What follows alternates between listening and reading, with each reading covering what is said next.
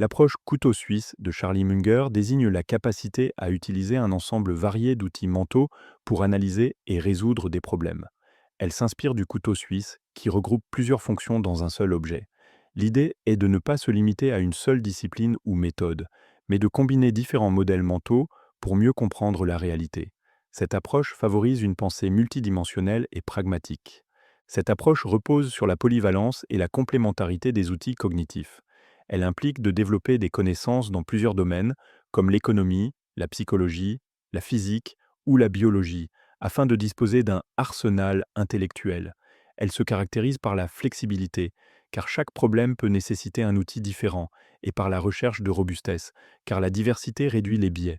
L'objectif est d'éviter la pensée en silo et d'adopter une vision plus globale.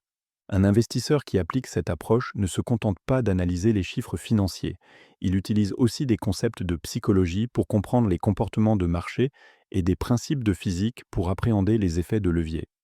Un entrepreneur peut combiner des notions de stratégie militaire, de design thinking et de théorie des jeux pour prendre des décisions. Même dans la vie quotidienne, on peut mobiliser des modèles issus de la biologie pour gérer l'énergie ou de la statistique pour évaluer les risques. Ces exemples montrent que la force réside dans la diversité des perspectives. L'approche couteau suisse permet de prendre de meilleures décisions en réduisant les angles morts.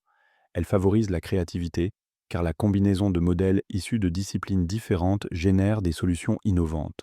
Elle renforce également la résilience intellectuelle, car on n'est pas prisonnier d'un seul cadre de pensée.